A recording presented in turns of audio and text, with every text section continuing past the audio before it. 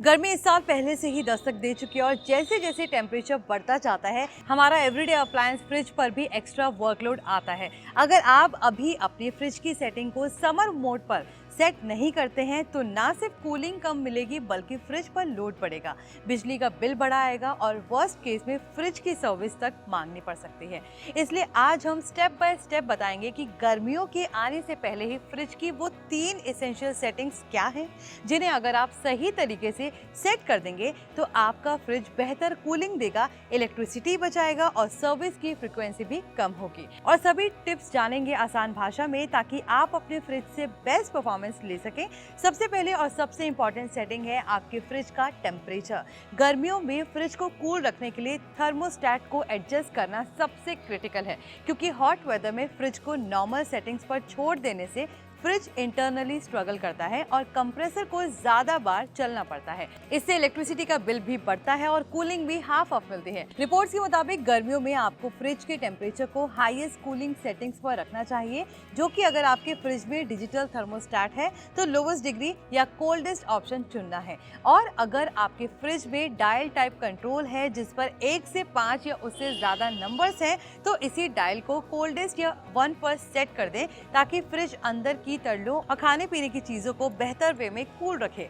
दूसरी सेटिंग है air flow और वेंटिलेशन को ठीक करना। फ्रिज को अच्छे से काम करने के लिए हवा का प्रॉपर सर्कुलेशन मिलना जरूरी है, अंदर और बाहर दोनों तरफ से, ताकि कंप्रेसर हीट को एफिशिएंटली बाहर रिलीज कर सके और फ्रिज इंटरनली कूल रह सके। इसके लिए सबसे पहले फ्रिज के अंदर आपको ये ध्यान रखना है कि आपको जो शेल्फ्स और एयर वेंट्स हैं उन्हें सामान से ब्लॉक ना होने दें। मतलब फ्रिज के हवा के वेंट्स के सामने दूध बॉटल्स या कंटेनर्स को रखकर ब्लॉक मत करिए, जिससे इनसाइड एयर फ्लो स्मूथ रहेगा। इसके अलावा फ्रिज के बाहर भी प्रॉपर वेंटिलेशन देना बहुत जरूरी है। फ्रिज को दीवार के सटीक ना रखें, स्पेस रखें और उसके पीछे कम से कम 10 सेंटीमीटर या थोड़ा बहुत स्पेस छोड़कर रखें ताकि वो बाहर का हीट आसानी से रिलीज कर सके।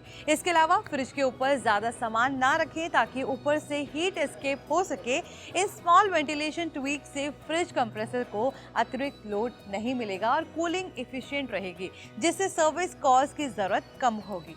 तीसरी और फाइनल सेटिंग है एंटी फ्रॉस्ट या डीफ्रॉस्ट कंट्रोल, जो खासकर मैनुअल और डायरेक्ट कूलिंग टेक्नोलॉजी वाले रेफ्रिजरेटर्स में बहुत इंपॉर्टेंट है। पुराने या नॉन फ्रॉस्ट मॉडल्स में जब आपके फ्रिज के अंदर बर्फ की मोटी परत जमा हो जाती है तो वही ice layer internal cooling performance को रिड्यूस कर देती है और कंप्रेसर को एक्स्ट्रा मेहनत करना पड़ता है, जिससे इलेक्ट्रिसिटी भी ज्यादा खर्च होती है और कूलिंग एफिशिएंसी कम होती है। इसलिए गर्मियों में जब टेम्परेचर हाई हो तो डीफ्रॉस्ट करना जरूरी है। इसके लिए फ्रिज में जो डीफ्रॉस्ट बटन होता है उसे यूज करके आप जमा हुई आइस को मेल्ट कर सकते हैं और फ्रिज को एक क्लीन स्टार्टिंग पॉइंट दे सकते हैं, जिससे इंटरनल कूलिंग बेटर होगी और कंप्रेसर स्मूथ काम करेगा। इस मैनुअल डीफ्रॉस्ट स्टेप को स्किप ना करें, क्योंकि बिल्ड अप आइस फ्रिज की एफिशिएंसी को ड्रॉप कर सकता है और कूलिंग नहीं दे पाएगा।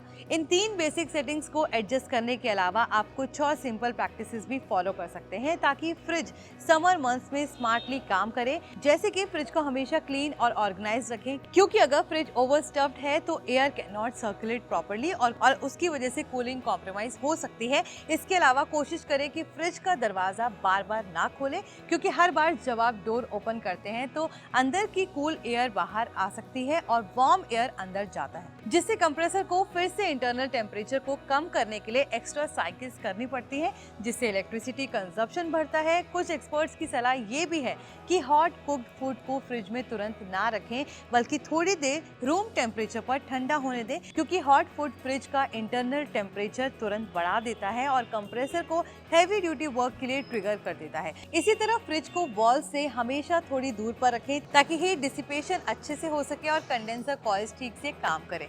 कॉइल्स जहां से हीट रिलीज होती है, अगर वो डस्टी या ब्लॉक्ड है तो फ्रिज एफिशिएंसी कम हो जाती है। भले ही आपके फ्रिज में डिजिटल कंट्रोल्स और ऑटो डीफ्रॉस्ट फीचर्स हो, ये बेसिक चेक्स और एडजस्टमेंट हमेशा जरूरी हैं ताकि फ्रिज समर हीट में खुद को बेस्ट तरीके से अडॉप्ट कर सके। सिंपल शब्दों में कहें तो गर्मियों में फ्रिज का टेम्परेचर सेटिंग, वेंटिलेशन और डीफ्रॉस्ट सेटिंग को सही तरीके से एडजस्ट करके आप ये सुनिश्चित कर सकते हैं कि आपका फ्रिज कूल परफॉर्मेंस दे, इलेक्ट्रिसिटी बिल कम आए और हार्डवेयर पर अननेसेसरी स्ट्रेस ना पड़े, जिससे सर्विस या रिपेयर की जरूरत भी कम होगी।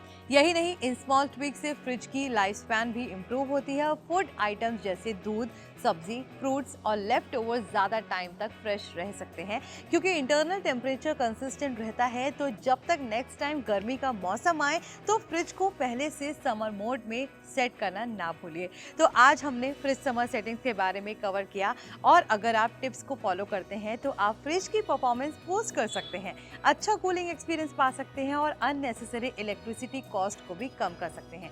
आई होप ये वीडियो आपके लिए इन्फॉर्मेटिव रहा हो। प्लीज़ इसे लाइक और शेयर जरूर करें और ऐसे ही टेक अपडेट्स के लिए और हैक्स के लिए देखते रहिए NBT tech on the go.